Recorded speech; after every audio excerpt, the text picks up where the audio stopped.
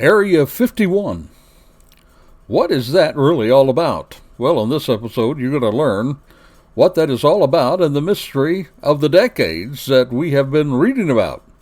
This and more on this episode of Charlie Crimebuster, what some people are calling the fastest minutes in podcasting.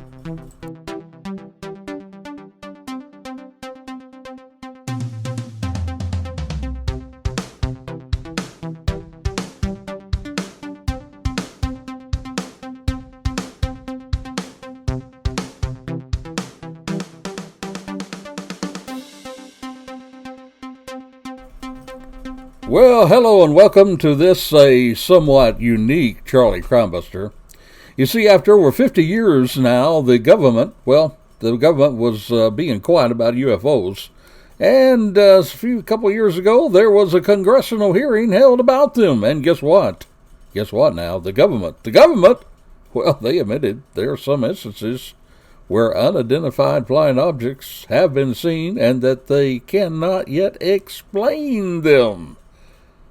Well, today, on this very unique episode, we're going to tie that into Area 51 and what really happened out there at Area 51. We're going to tie that in on the episode today. But first, again, welcome. You see, we're honored that thousands of downloads have occurred of our podcasts. We do appreciate you listening from the East Coast to the West Coast and beyond. And hey, my friend, if you're a first-time listener, well, we'd love to hear from you. You can reach out to me personally. Just email me at charliecrimebuster@gmail.com. charliecrimebuster@gmail.com.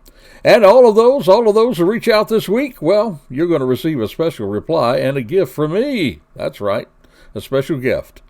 Now, if you have any questions or suggestions, we'd love to hear from you about those questions and suggestions. Or maybe you just want to say hi. Well, we'd love to hear that as well. So do that. Give us an email, charliecrimebuster@gmail.com. Also, hey, by the way, let me ask you to please take the time to go to peacemakernetwork.com. That's peacemakernetwork.com. We're going to have both of these addresses in our show notes today. When you go to peacemakernetwork.com, you can become one of our supporters. That's right. You see, you have an opportunity not only to help us with the podcast, but for as little as $3 a month, you can become a special supporter. You become what we call a badge supporter. Those badge supporters, they help us help the law enforcement, first responders, and military. You can read all about how we help them there at peacemakernetwork.com. And all of those, get this, everybody that signs up as a badge supporter during this week of production, this last week of June, well, we're going to give you a vacation voucher valued at over $500. That's right, you heard me right. A vacation voucher valued at over $500 to everybody who becomes a badge supporter this week. Hey, with the cost of fuel today, it can go a long way in helping you and your family travel, enjoy a trip, go on vacation. And guess what? You have up to 2 years to use the voucher. Again, go to peacemakernetwork.com. peacemakernetwork.com. Hit the donate button, and you'll see where you can help us for as little as $3 a month. And again, let me remind you that help goes to help us help law enforcement, first responders, and the military. Go to peacemakernetwork.com today. The vacation vouchers for all of those who respond during this week, the last week of June 2022. Now back to our focus. I can remember as a little boy hearing my parents talk of others about UFOs. That's right, flying saucers. There was actually someone in my family that had actually seen one, and he wasn't one of the crazy ones either. I can remember for weeks afterward, as a little boy, I would keep my eyes tuned to the sky, half curious, half terrified about those little green men and their spaceships. As I grew older, I thought of how silly. I never did see one of those, and I figured it was all just a bunch of foolish talk trying to scare little children.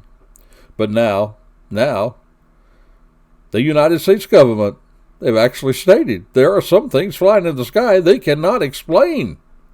That's of all of those bright minds, those scientists, those engineers, and they can't explain it. And these reported sightings, well, they're not just from maybe crazy uncles. They're from policemen, military pilots, others. not just some people who may be off their rocker. So what about Area 51? That's even been covered on Unsolved Mysteries. It was even featured on the X-Files. That was on, as they say in England, the telly, or television. But what is it really all about? I'm going to tell you about it in just a moment. But first, let's take the time to share with you what we call our Crazy Crook Story of the Day.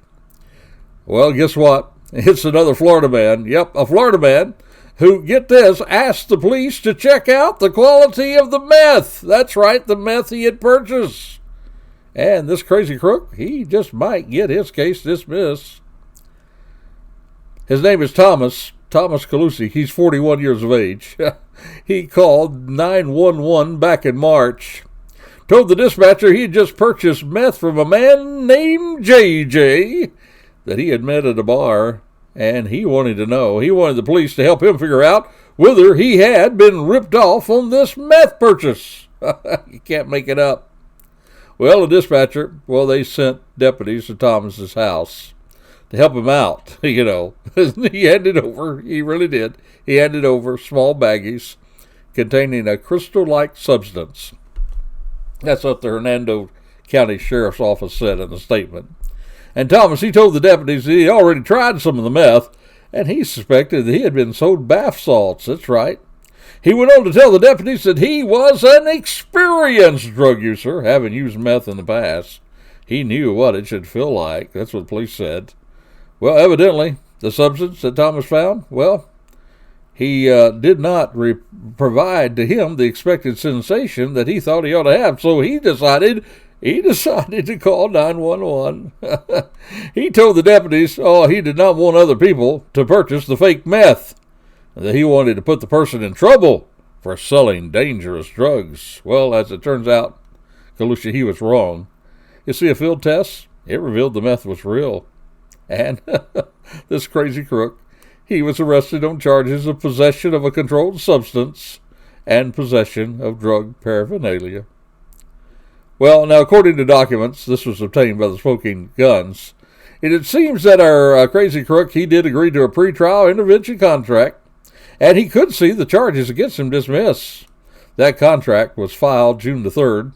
It requires him to perform 25 hours of community service, pay $700 to court costs and fees, and he must refrain from consuming alcohol or illegal drugs. And he has to submit for regular drug testing for 24 months. If he does complete that pretrial supervision, the case will eventually disappear. But even though the case may disappear, the craziness, my friend, it won't. Here is our crazy crook story of the day. Old Thomas, who decided to call the police, to have the police test his meth to see if it was the real thing or not. And that, my friend, is our Charlie Crimebuster crazy crook story of the week. So back to our main focus. What is Area 51? Now, when you hear the terms Area 51, many people in government today, or many people believe that it is a government secret place where they have crashed alien spaceships and maybe have even picked up little green men, space aliens. Now, in order to understand it, you got to first get into the history of the UFO phenomenon. By the way, the new term from the government, it's not UFO now, it's UAP, Unidentified Aerial Phenomenon. That's what they call it now.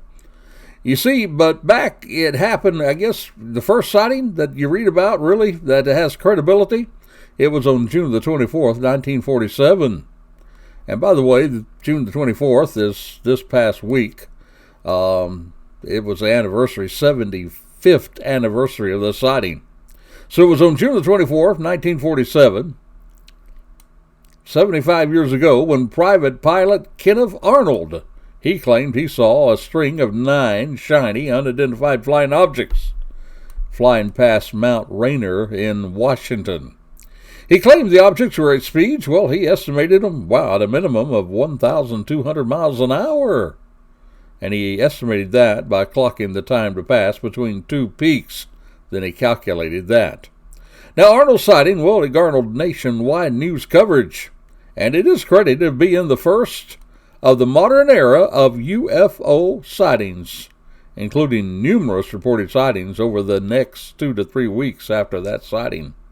Now, his description of the object led the press quickly to coin the term flying saucer, flying disc, as a popular descriptive terms for UFOs. He was flying on a business trip, actually flying a plane called a Call Air A2, and he had made just a brief detour. He detoured because he had learned that there was a $5,000 reward for discovering a U.S. Marine Corps C-46 transport airplane that had crashed there near Mount Rainier. Now, that $5,000 may not sound like a lot now, but it's around $60,000 in today's terms.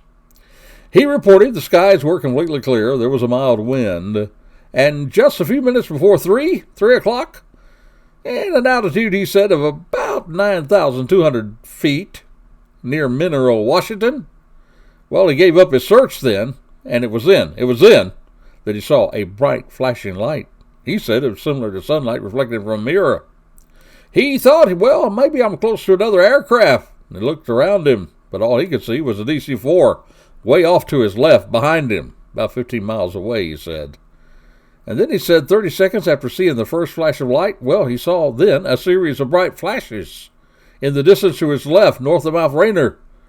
He said it was about 20 to 25 miles away. Well, he thought at first that it might be reflections on the airplane's windows. But he did a few tests, rocked his airplane side to side, took his eyeglasses off, rolled down his side window. He ruled that out, so it wasn't that. He said these reflections came from actual flying objects. He described them, said they were flying in a long chain. Well, he thought maybe it might be a flock of geese, but then he said, well, he didn't think they were because of the altitude, the bright glint, and the very fast speed. Then he thought it might be a new type of jet.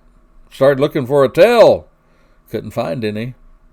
And when he landed there in Yamaka, there in Washington, well, he described what he'd seen to some of his pilot friends. They suggested that maybe he saw guided missiles or maybe a new airplane, secret developed by the United States. So he refueled, and he went on to an air show in Pendleton, Oregon. And then he got interviewed by reporters. That's the next day, on June the 25th. He even went to the office of one of the papers there, and the skepticism that reporters might have harbored, well, they evaporated when they interviewed him. Historian Mike Dash, he says these words about Arnold. He said, quote, Arnold had the makings of a reliable witness. He was a respected businessman, experienced pilot, seemed neither exaggerating what he had seen or he did not add sensational details to his report. He gave the impression of being a careful observer. Now, these details, they impressed these reporters that interviewed him, led some credibility to his report. Now, speaking to a reporter of the Associated Press, Arnold said, he said the whole thing's gotten out of hand. He said, I want to talk to the FBI or someone. You see, half the people looking at me like I'm a combination of Einstein, Flash Gordon, and a screwball. He said, I wonder what my wife back in Idaho thinks. Now, the Portland, Oregon also reported that they got a letter from another guy by the name of L.G. Bernier from Washington. He was around the same area there, and he said that he too saw 3 strange objects over Richland flying almost edgewise toward Mount Rainier about a half an hour before Arnold saw those. He thought they were a part of a larger formation. He too reported they were traveling at a high speed. And then there were other sightings that were reported. And then came, now get this, the infamous Roswell Crash of a real flying saucer. Well, we're going to get to that in a moment. But now, it is time for what we call our Courageous Citizen of the Week story. Well, there was another deadly shooting. This was at an Alabama church a week or so ago on Thursday. It could have been even more bloody if it was not for the heroics, now get this, of an elder churchgoer. You see, there was a man that attended the Boomers' potluck dinner that was at the Stevens Episcopal Church there in the Birmingham area around 6 p.m. on Thursday. The man had attended services at the church in the past, and he introduced himself to churchgoers as simply Mr. Smith. The man, he sat at a table all by himself. That was according to Reverend Doug Carpenter. He was a pastor at St. Stephen's for 30 years before retiring back in 2005. Now, there were church members. They invited the man, Mr. Smith, to sit at their table, offered him a plate of food, but he declined. And soon after, get this, Mr. Smith, he pulled a handgun out. He opened fire. And during that shooting, he killed 84-year-old Walter Rainey, 75-year-old Sarah Yeager, and an unnamed 84-year-old woman. That's according to the statement issued by the police. Now, that carnage, though, could have been far worse, if not, get this, for the bravery of one of the parishioners. An unidentified churchgoer in his 70s at the potluck dinner. He incapacitated the church shooter by grabbing him, hitting him over the head with a chair, and apprehended him. He hit him with a folding chair, wrestled him to the ground, took the gun from him, and hit him in the head with his own gun. That's what Carpenter said, according to Fox News. And the churchgoer, well, he held the shooter down until law enforcement arrived at the scene. And Captain Shane Ware of the police department, he said this brave churchgoer was extremely critical in saving lives. The person that subdued the suspect, in my opinion, was a hero. That's what Ware said. And the district attorney, he said the suspect was Robert Smith. He reported Smith was arrested, charged with capital murder in the Jefferson County District Attorney's Office. Smith's motivation for the church shooting? Well, that's unclear, but there is one thing that is very clear. We have a good man with a chair that takes out a bad man with a gun. Remember the teaching, run, hide, fight? Well, our courageous citizen of the week, he's a senior citizen who did not run, did not hide, but he fought, and his courage that day saved lives. And this, my friend, truly is our Charlie Crimebuster Courageous Citizen of the Week. Now back to our main focus. On Saturday night, July the 5th, there was a rancher by the name of W. Mac Brazel. He made a trip from his remote ranch to town there in New Mexico. The ranch had no phone, no radio, and of course Brazel was unaware of the flying saucer craze during the past 10 days. As a result, it was really not until Saturday night that Brazel, he connected debris that he had found 3 weeks earlier with the flying disc of the news. Now the debris, it was tinfoil, rubber, and thin wooden beams, it had been scattered all across the square mile of his ranch. He previously gathered it, pushed it under some bush to dispose of it, but when he heard stories about these flying discs, well, he decided to gather up his find, and on Sunday, he dug it out, and on Monday, he took it to the sheriff's office in Roswell, there in New Mexico. Well, the sheriff then called the Roswell Army Airfield, and that was assigned the matter to Jesse Marshall. Now, Brazel, he took the took them back to the debris site. They gathered up more of the pieces of debris, and then he took the material home on Monday night. And on Tuesday morning, well, they took the material to the base commander, Colonel William Blanchard.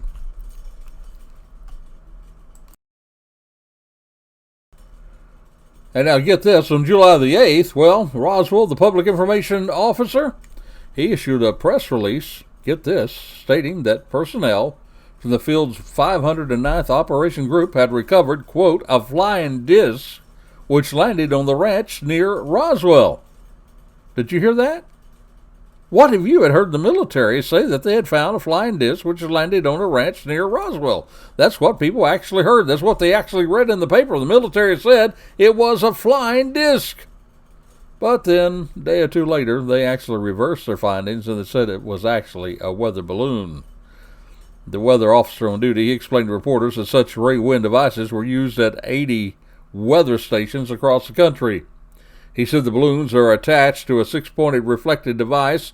Looks like a silver star. After launch, he said the balloon expanded with increasing altitude before bursting at around 60,000 feet, and then the pieces then dispersed and fell to the ground. Well, that sounds all logical, doesn't it? But then, years later again, now get this, the military, they give out more information, and now they say, because they've had to unclassify some stuff, that guess what? It was not that disc that fell at that rancher's ranch. It was not a weather balloon after all. Now that sighting back then, well, it was added to in the years that followed. People were reporting all kinds of things in the Midwest areas. They were seeing all kinds of flying objects in the air at night and daytime. They even said they saw military people picking up little people that they thought were aliens. Thus, Area 51 was developed around the same time by our government. You see, Area 51 is a common name of a highly classified United States Air Force facility. That's within the Nevada Test and Training Range. It's a remote detachment administered by the Edwards Air Force Base.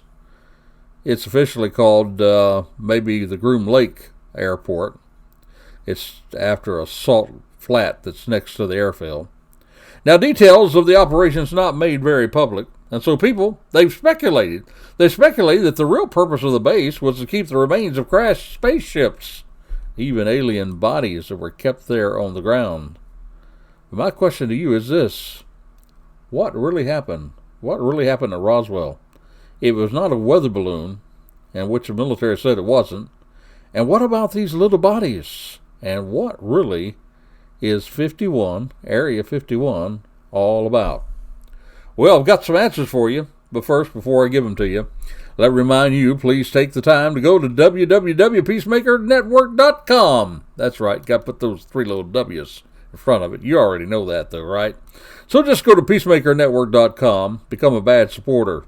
There, you're going to have an opportunity to help us help law enforcement, first responders, the military. You do that for as little as $3 a month.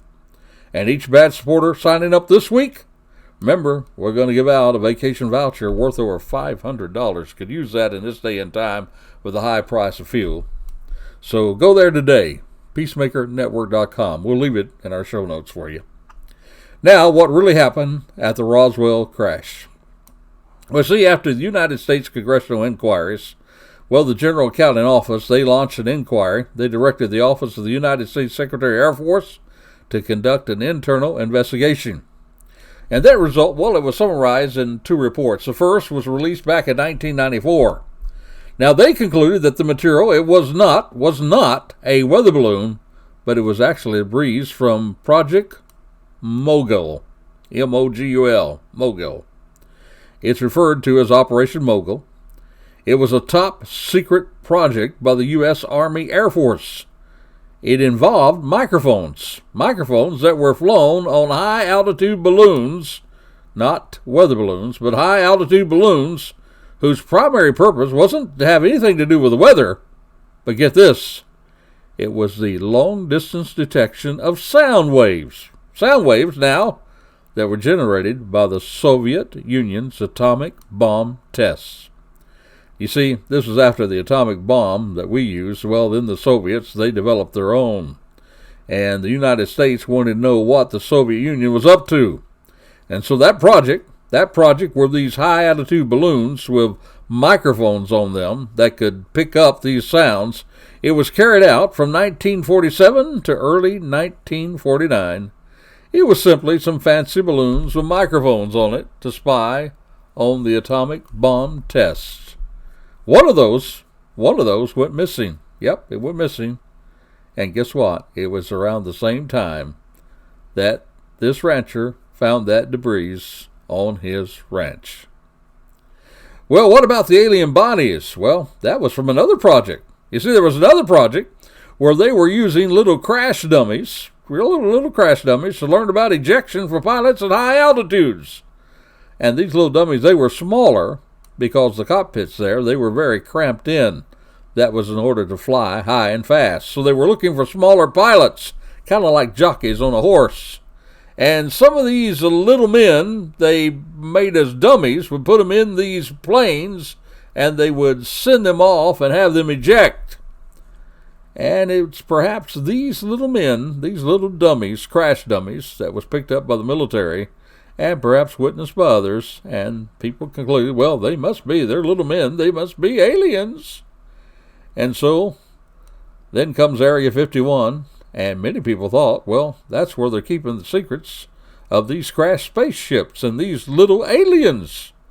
Well, they were only half right. There was a secret, but it wasn't about space. You see, Area 51 is a place where our spy planes were developed and tested.